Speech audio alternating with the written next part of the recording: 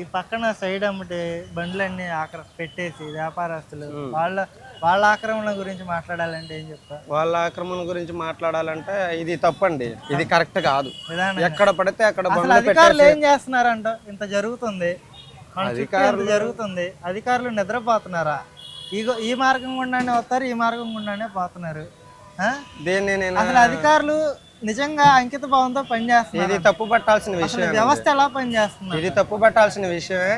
ఎక్కడ పెడితే అక్కడ వాహనాలు పెడుతుండడం వల్ల ఇప్పుడు వాహనాలు ఏంటి, బడ్డీలు ఏంటి, పెద్ద పెద్ద ఇది జనాలకు కూడా ఇబ్బంది కలిగించే పనులు అనమాట.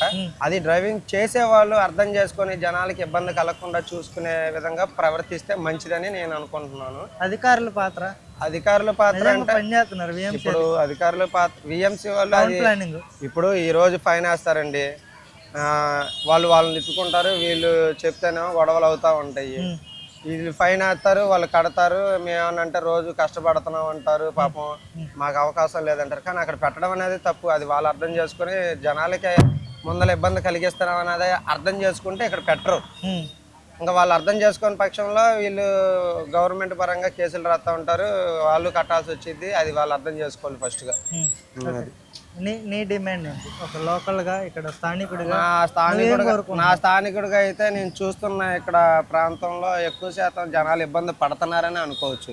ఎందుకంటే అక్కడ పడితే అక్కడ వాహనాలు పెట్టడం, కొద్దిగా వచ్చే ఫ్యామిలీకి ఇది మార్నింగ్ టైము ఇక్కడ ఎక్కువ రష్ ఎక్కువ ఉంటుంది. ఎందుకంటే ఇక్కడ నుంచి కార్మికులు కానీ, ముఠా చేసుకునే వాళ్ళు కానీ, శ్రామికులు వీళ్ళంతా ఎక్కువ మంది ఇటు నుంచి వెళ్తా ఉంటారు అనమాట. సో వాళ్ళకి కొద్దిగా ఇబ్బంది కలుగుతుంది. అసలు అన్నిటికంటే పెద్ద అన్యాయమైన అంశం ఏంటంటే, ముఠా పని చేసుకొని పొద్దున్న నుంచి సాయంత్రం దాకా కాయ కష్టం చేసుకొని రాత్రిపూట ఇంటికి చేరుకునే సమయంలో వాళ్ళ యొక్క ఉపశమనం కోసం కొద్ది మొత్తంలో, ఇంట్లో ఆల్కహాల్ తీసుకోలేరు కాబట్టి కొద్ది మొత్తంలో ఆల్కహాల్ తీసుకొని తిరిగి ఇంటికి చేరుకునే సమయంలో ఇక్కడ పోలీసు వారు కాపు కాసి డ్రంక్ అండ్ డ్రైవ్ కింద వాళ్ళని అరెస్ట్ చేసి ఆ బండి నిర్దాక్షిణ్యంగా లాక్కొని 10,000 కోర్టుకు కట్టండి, అప్పుడు మీ బండి మీకు ఇస్తామని చెప్పేసి, అలాగా చాలా సంఘటనలు లేకపోలేదు కదా జరిగినాయండి. ఇది ఎంత అసలు అడిగేవాడే లేడు, క్వశ్చన్ చేసేవాడే లేడు.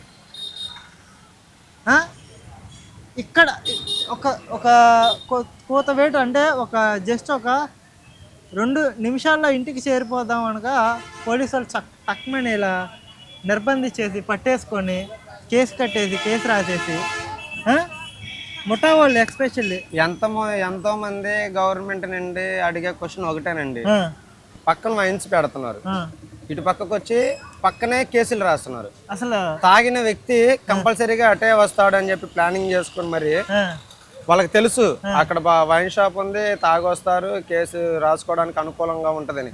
అసలు నన్ను అడిగితే ఈ కార్పొరేషన్ పరిధిలో సబ్వేలో కానీ, పీటర్ రోడ్లో కానీ ఇటువైపు కేసులు రాయడం అనేది రూల్స్ ప్రకారంగా తప్పు. అది ఓన్లీ డ్రంక్ అండ్ డ్రైవింగ్ అనేది నేషనల్ హైవేల మీద పెట్టి రాస్తారు, అది కేసు చెల్లిద్ది. కానీ ఇక్కడ అంత నాలెడ్జ్, అంత చదువుకున్న వాళ్ళు ఎవరు లేరు కాబట్టి, క్వశ్చన్ చేసే వాళ్ళు లేరు కాబట్టి, సో వాళ్ళు ప్లాన్ చేసుకుంటున్నారు. దగ్గర పాటలో ఎక్కడి నుంచి ఎటువైపు వెళ్తే దొరుకుతారో అనేది చూసుకుంటున్నారు, రాస్తున్నారు. నిజంగా వ్యక్తిగతంగా చెప్పాలంటే అదే డ్రంక్ అండ్ డ్రైవింగ్లో హైవేల మీద కానీ, లేకపోతే వైన్స్ అండ్ బార్ షాపుల దగ్గర కానీ ఎంతో లగ్జరీ లైఫ్ అనిపిస్తున్నారు, డబ్బు ఉన్న వాళ్ళు ఉన్నారు. అదే కార్ డ్రైవింగ్లో వెళ్తున్నప్పుడు నిలబెట్టి మీరు డ్రంక్ అండ్ డ్రైవింగ్ చేస్తున్నారు అని చెప్పేసి కార్లు ఆపి టెస్ట్ చేసి వాళ్ళకి కేసులు రాసిన సందర్భాలు మీరు అరుదు, చాలా రేరు. ఒకవేళ కనుక వాళ్ళని ఆపి రాసిన, సార్ నాకు ఇలాగా ఎమ్మెల్యే తెలుసు, ఎంపీలు తెలుసు, పలానా వ్యక్తులు తెలుసు, నాకు సిఐ తెలుసు, ఈ ఇన్ఫ్లుయెన్స్ ద్వారాగా వాళ్ళు వెళ్ళిపోతున్నారు. మీరు కోర్టులో చూసుకున్నట్లయితే కూడా ఎంతమంది కార్లు ఉన్న వాళ్ళు కానీ, ఇంకొకటి లగ్జరీ లైఫ్ అనిపిస్తున్న వాళ్ళని కోర్టులకు వచ్చిన కేసులు కట్టిన సందర్భాలు ఉన్నాయి. పెద్దోడికి ఏం లేదు, అంత చిన్నోడే.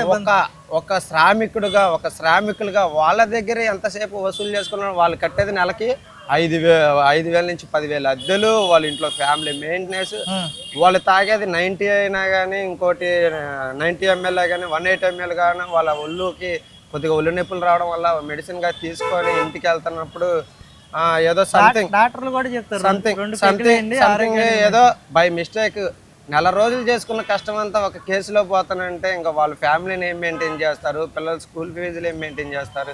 సో ఇది ఒక్కసారి మీరు ఆలోచించి కూటమి ప్రభుత్వం మీరు డబ్బులు వసూలు చేయాలి అనే కాన్సెప్ట్ కనుక ఉంటే కొద్దిగా డబ్బు ఉన్న వాళ్ళ దగ్గర, లేకపోతే లగ్జరీ లైఫ్ అనుభవించే వాళ్ళ దగ్గర, కార్లు మెయింటైన్ చేసే వాళ్ళ దగ్గర, వీళ్ళ వైపు కూడా ఒకసారి ఆలోచించి దృష్టి అటువైపు మరలితే 15,000 కాదు, వాళ్ళు 30,000 కట్టడానికే సిద్ధంగా ఉంటారు.